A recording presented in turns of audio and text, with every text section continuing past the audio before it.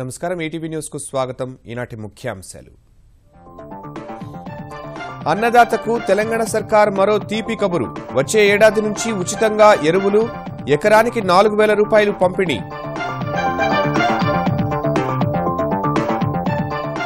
రైతులకు గిట్టుబాటు ధర కోసం తెరాస సర్కార్ కార్యాచరణ. పంట కాలనీల విభజన, వేర్వేరు పంటలు సాగు చేసే విధంగా కసరత్తు.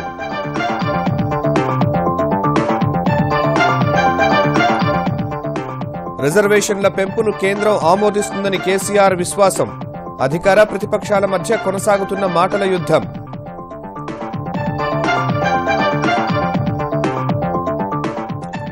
బీసీ సంక్షేమంపై చంద్రబాబు సమీక్ష. ఇకపై పనితీరును స్వయంగా పరిశీలిస్తానని వెల్లడి. వచ్చే 2 ఏళ్లలో మరిన్ని కార్యక్రమాలు.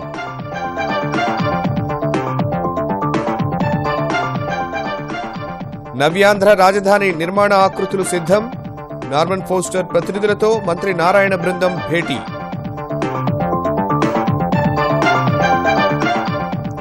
ఆంధ్రప్రదేశ్లో ఇంటర్ ఫలితాలు వెల్లడి. ప్రథమ ద్వితీయ సంవత్సరాల్లో బాలికల పైచేయి, అగ్రస్థానంలో కృష్ణ, అట్టడుగున కడప.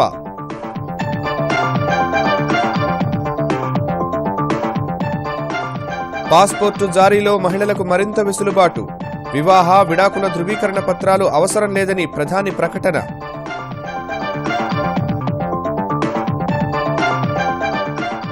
అణు పరీక్షలకు సిద్ధమైన ఉత్తర కొరియా. ఈ నెల 15న చేపడతామని ప్రకటన. ఒంటరిగానే దాడి చేస్తామని అమెరికా హెచ్చరిక.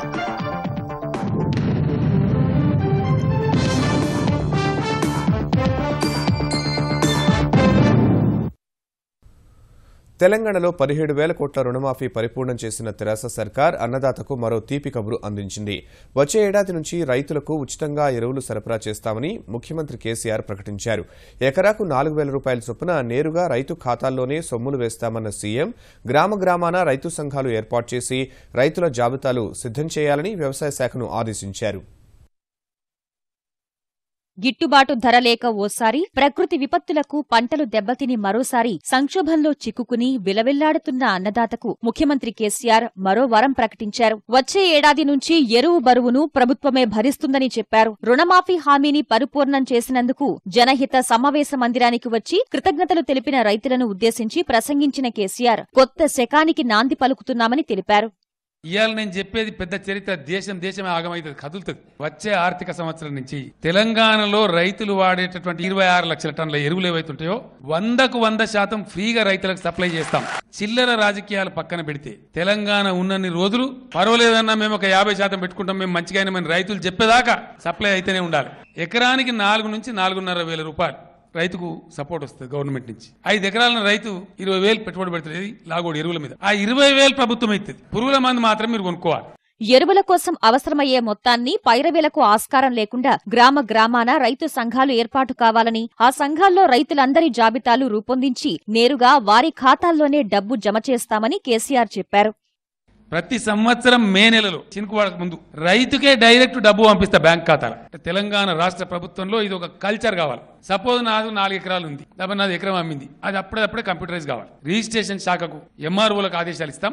ఎప్పటికప్పుడు రైతు సంఘం కూడా గ్రామంలో అప్డేట్ చేయాలి. గ్రామ రైతుల జాబితా తయారు చేయాలి. ఇగో ఎల్లేది గింత, మల్లేది గింత, పోచారంది గింత, కేసీఆర్ది గింత రాయాల లెక్క.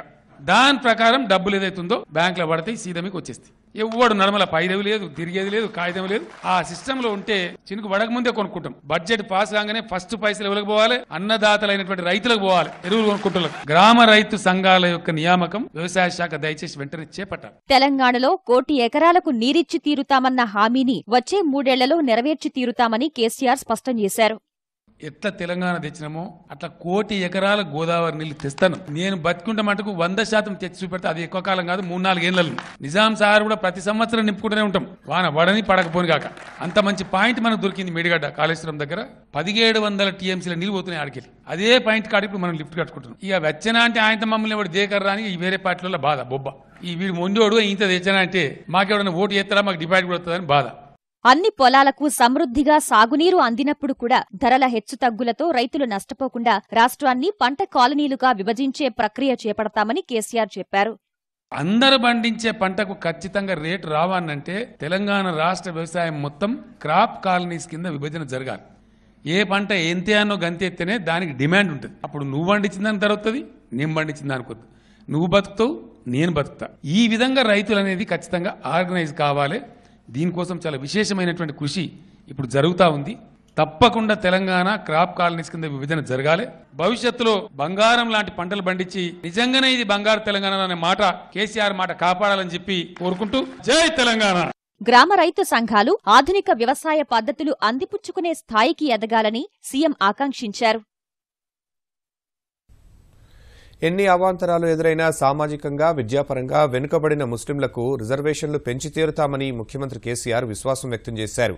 రిజర్వేషన్ల పెంపుపై తీసుకున్న చర్యలను అభినందించేందుకు వివిధ ప్రాంతాల నుంచి పెద్ద ఎత్తున మైనార్టీలు ప్రగతి భవన్కు తరలివచ్చి కేసీఆర్ను కలిశారు. మత పెద్దలు ఆశీర్వదించారు. రాజేశ్వరరావు, ఫరూక్ హుస్సేన్లకు గవర్నర్ కోటా కింద ఎమ్మెల్సీలుగా మరోసారి అవకాశం కల్పించినందుకు సీఎంకు కృతజ్ఞతలు తెలిపారు. ఈ సందర్భంగా మైనార్టీల సంక్షేమం కోసం ప్రభుత్వం చిత్తశుద్దితో కృషి చేస్తోందన్న కేసీఆర్ రిజర్వేషన్ల పెంపు విషయంలో ఎలాంటి సందేహాలు అవసరం లేదన్నారు. తెరాస ప్రభుత్వం ఎన్నికల ప్రణాళికలో ఇచ్చిన హామీల అమలుపై చర్చకు రావాలన్న ముఖ్యమంత్రి కేసీఆర్ సవాల్ను స్వీకరిస్తున్నామని భారతీయ జనతా పార్టీ తెలంగాణ శాసనసభాపక్ష నేత కిషన్ రెడ్డి ప్రకటించారు.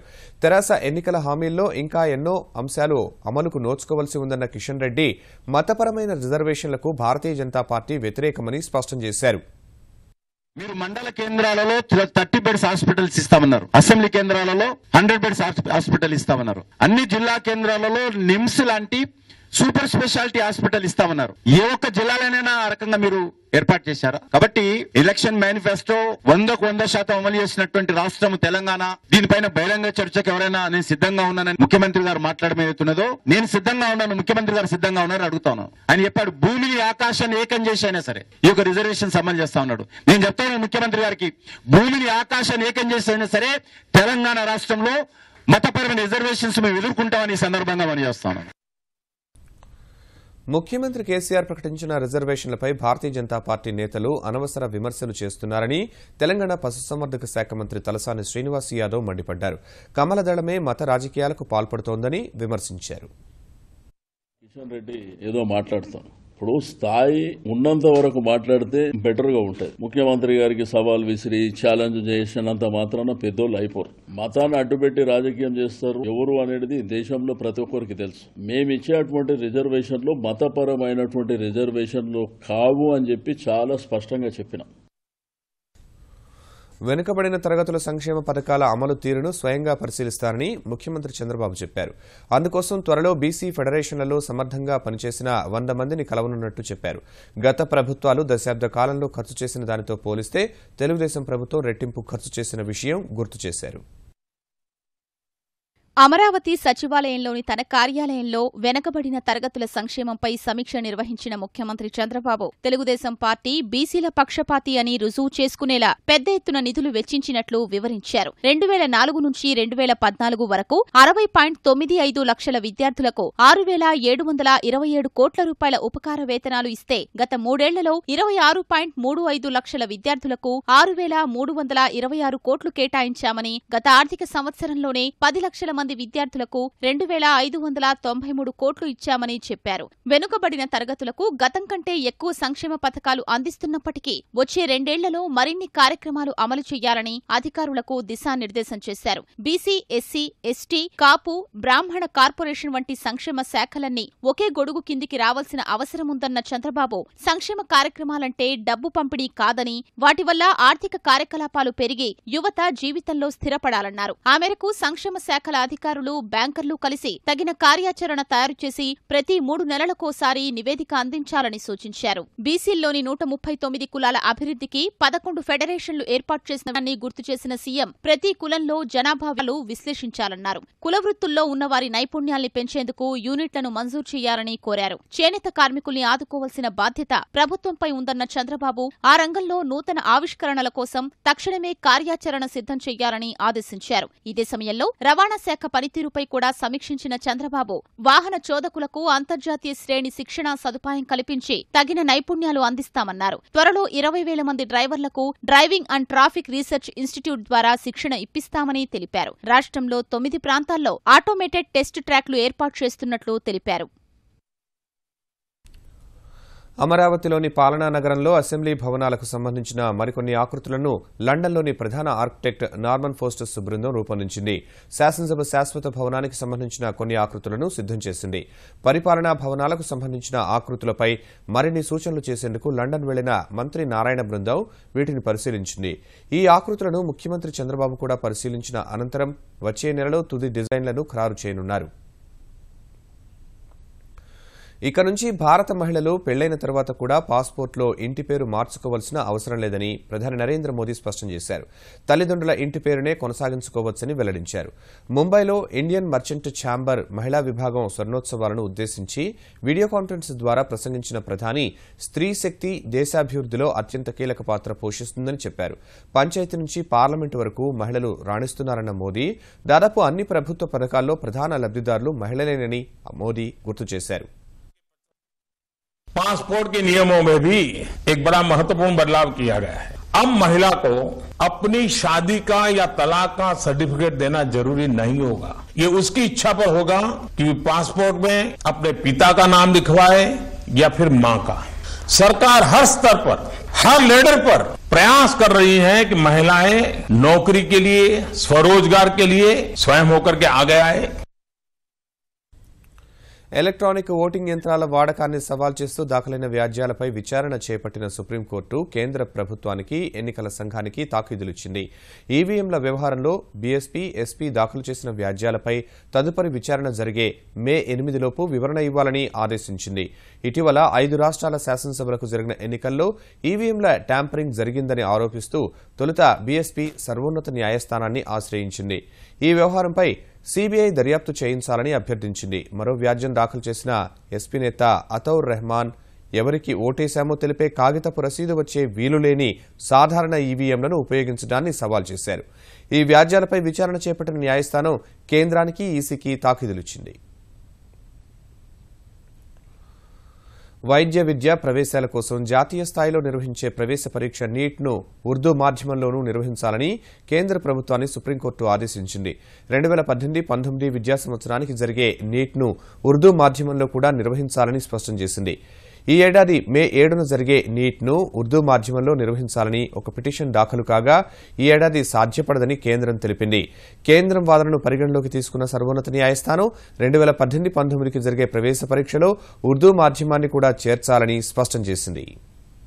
ఆంధ్రప్రదేశ్లో ఇంటర్ ప్రథమ, ద్వితీయ సంవత్సర ఫలితాల్లో బాలికలు పైచేయి సాధించారు. గత ఏడాదితో పోలిస్తే ఉత్తీర్ణత ద్వితీయ సంవత్సరంలో 3%, మొదటి సంవత్సరంలో 4% పెరిగింది. ఇంటర్ ఫలితాలను 24 రోజుల వ్యవధిలోనే విడుదల చేసిన ఏపీ ఇంటర్ బోర్డు సప్లిమెంటరీ పరీక్షలను కూడా 2 వారాల ముందుగా నిర్వహించి జూన్ 1 కల్లా ప్రక్రియ పూర్తి చేస్తామని తెలిపింది.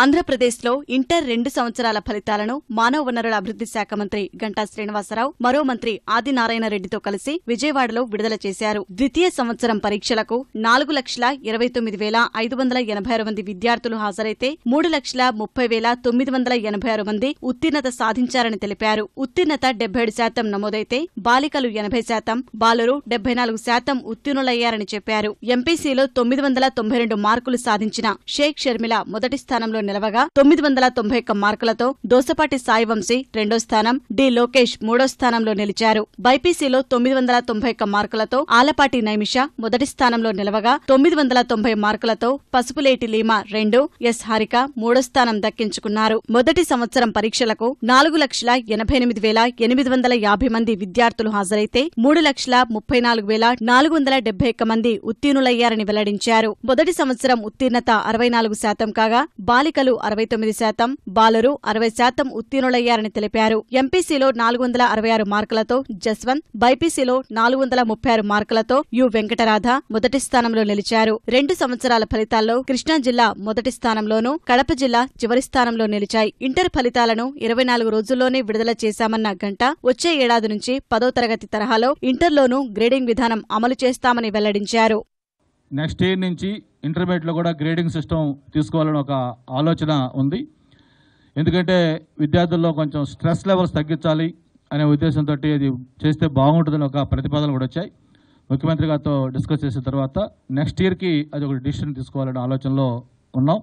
జవాబు పత్రం నకలు, పునః మూల్యాంకనం సహా అడ్వాన్స్డ్ సప్లిమెంటరీ దరఖాస్తుకు ఈ నెల 20 వరకు గడువు ఇచ్చారు. మే 15 నుంచి సప్లిమెంటరీ పరీక్షలు జరగనున్నాయి.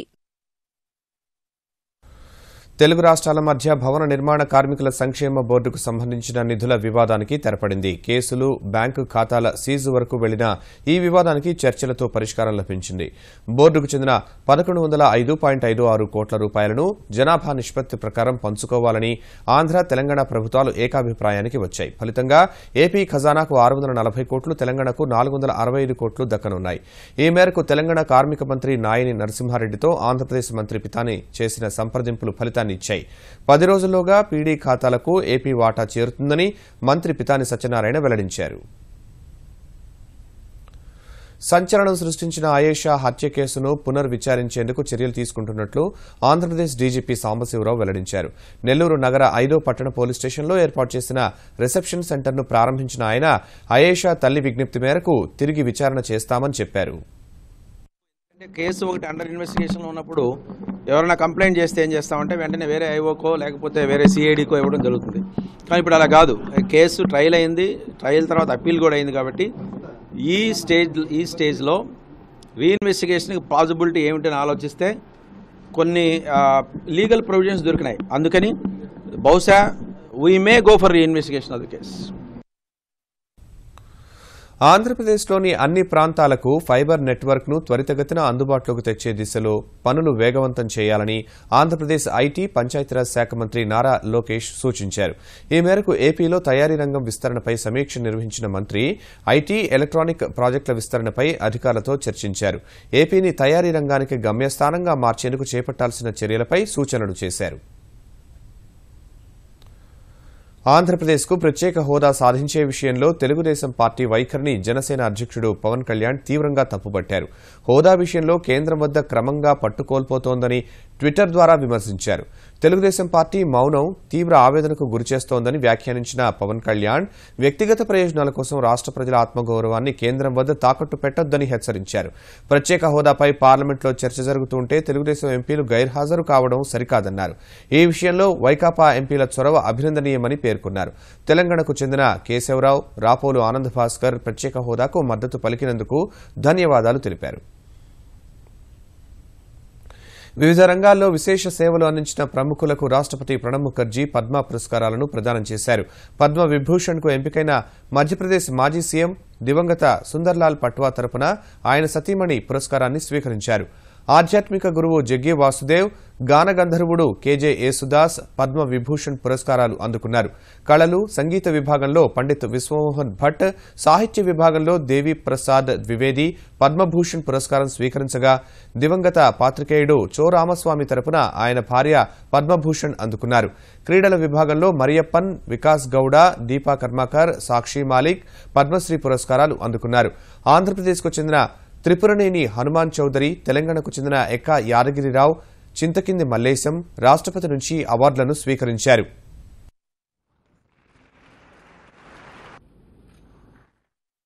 ఉత్తర కొరియా వరుస క్షిపణి పరీక్షలు, అమెరికా బలగాల మోహరింపు వంటి పరిణామాలతో నెలకొన్న అంతర్జాతీయ ఉద్రిక్తతలు అంతకంతకు పెరుగుతున్నాయి. పశ్చిమ పసిఫిక్ మహాసముద్రంలో అమెరికా నౌకాదళం యుద్ద నౌకను మోహరించడాన్ని బేఖాతరు చేస్తూ కిమ్ జాంగ్ ఉన్ సర్కారు మరింత దూకుడు పెంచింది. ఆ దేశ వ్యవస్థాపకుడు కిమ్ టు సంగ్ 105 జయంతి రోజైన ఈ నెల 15న అణుపరీక్ష జరిపేందుకు సిద్దమైంది. ఇందుకోసం పుగ్గీరి అణుపరీక్షా కేంద్రంలో విస్తృత ఏర్పాట్లు జరుగుతున్నట్లు తెలిసింది. మరోవైపు ప్రత్యేక కమాండోల సాధనను తిలకించిన ఆ దేశ అధ్యక్షుడు కిమ్ జాంగ్ ఉన్ అన్నింటికీ సిద్దంగా ఉన్నట్లు సంకేతాలిచ్చారు. అంతే ధీటుగా స్పందించిన అగ్రరాజ్యం అవసరమైతే ఉత్తర కొరియాపై ఒంటరిగానే దాడికి దిగుతామని స్పష్టం చేసింది. సుప్రీంకోర్టుకే ధిక్కార స్వరం వినిపిస్తున్న కోల్కతా హైకోర్టు న్యాయమూర్తి జస్టిస్ కర్ణన్ మరో వివాదానికి తెరతీశారు. తనకు ధిక్కార నోటీసులు జారీ చేసిన ధర్మాసనంలోని సుప్రీంకోర్టు ప్రధాన న్యాయమూర్తి సహా 7 న్యాయమూర్తులు ఈ నెల 28న తన ఇంటిలోని న్యాయస్థానంలో హాజరు కావాలంటూ సుమోటో ఆదేశం జారీ చేశారు. దళితుడినైన తనను అవమానించిన సదరు న్యాయమూర్తులందరూ ఈ నెల 28న ఉదయం 11:30కు హాజరై ఎస్సీ ఎస్టీ అట్రాసిటీ చట్టం ఉల్లంఘించినందుకు ఎంతవరకు శిక్ష విధించవచ్చో అభిప్రాయాలు చెప్పాలని స్పష్టం చేశారు. ఎస్సీ ఎస్టీ అట్రాసిటీ చట్టం కింద 7 సుప్రీంకోర్టు న్యాయమూర్తులను దోషులుగా నిర్ధారిస్తూ తాను మార్చి 31నే ఆదేశాలపై సంతకం చేసినట్లు వివరించారు. సహా న్యాయమూర్తులపై ఆరోపణలు చేశారనే అభియోగాలపై సుప్రీంకోర్టు జస్టిస్ కర్ణన్ కు కోర్టు ధిక్కార నోటీసులు జారీ చేసింది.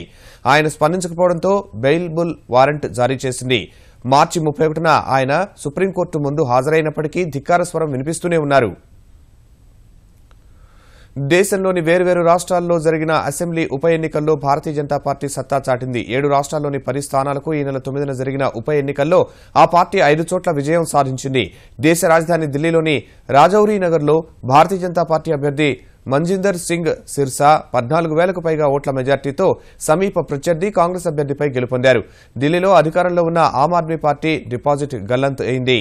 మధ్యప్రదేశ్లోని బంధవాంగ్రా, రాజస్థాన్లోని ధోల్పూర్, అసోంలోని ధేమాజీ, హిమాచల్ ప్రదేశ్లోని ధోరంజ్ స్థానాల్లో భాజపా గెలిచింది. కర్ణాటకలోని నంజన్గూడ్, గుండుల్పేటల్లో అధికార కాంగ్రెస్ గెలుపొందితే మధ్యప్రదేశ్లోని అటర్లో కాంగ్రెస్ అభ్యర్థి విజయం సాధించారు. పశ్చిమ బంగాల్లోని కాంతి దక్షిణ్ స్థానాన్ని తృణమూల్ కాంగ్రెస్ కైవసం చేసుకుంది. ఈ ఫలితాలపై స్పందించిన ప్రధాని నరేంద్ర మోదీ అభివృద్ది, సుపరిపాలనపై నమ్మకముంచి తమను గెలిపించిన ప్రజలకు ధన్యవాదాలు తెలిపారు. శ్రీనగర్ లోక్సభ స్థానం పరిధిలోని 38 పోలింగ్ కేంద్రాల్లో నిర్వహించిన రీపోలింగ్లో కేవలం 2% ఓటింగ్ మాత్రమే నమోదైంది. కశ్మీర్ చరిత్రలోనే అత్యల్ప పోలింగ్ శాతంగా రికార్డు సాధించింది. రీపోలింగ్తో కలుపుకుని శ్రీనగర్ లోక్సభ స్థానం మొత్తం ఓటింగ్ శాతం 7.13%గా ఉంది. ఆదివారం జరిగిన పోలింగ్లో భారీగా హింస చోటు చేసుకోవడంతో 38 పోలింగ్ స్టేషన్ల పరిధిలో మళ్లీ రీపోలింగ్కు కేంద్ర ఎన్నికల సంఘం ఆదేశించింది. ఈ మేరకు జరిగిన రీపోలింగ్ ప్రశాంతంగా జరగగా 34,169 ఓట్లకు 709 మంది ఓటేశారు. ఓట్ల లెక్కింపు ఈ నెల 15న జరగనుంది. దేశంలో అతిపెద్ద పన్నుల సంస్కరణగా చెబుతున్న వస్తు సేవల పన్ను విధానం జీఎస్టీ అమలు దిశలో మరో అడుగు పడింది. జీఎస్టీ అమలుకు సంబంధించి బడ్జెట్ సమావేశాల్లో పార్లమెంటు ఉభయ సభలు ఆమోదించిన 4 బిల్లులపై రాజముద్ర పడింది. కేంద్ర జీఎస్టీ, సమీకృత జీఎస్టీ, జీఎస్టీ పరిహారం, కేంద్ర పాలిత ప్రాంతాల జీఎస్టీ చట్టాలకు రాష్ట్రపతి ప్రణబ్ ముఖర్జీ ఆమోదముద్ర వేశారు. జూలై 1 నుంచి జీఎస్టీని అమల్లోకి తీసుకురావాలని కేంద్రం లక్ష్యంగా పెట్టుకుంది.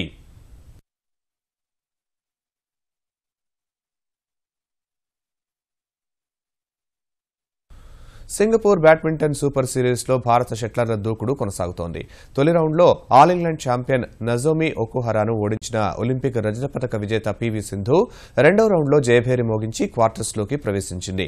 ఇండోనేషియా క్రీడాకారిణి ఫ్రితియానితో జరిగిన రెండో రౌండ్ మ్యాచ్లో సింధు 19-21, 21-17, 21-8 తేడాతో విజయం సాధించింది.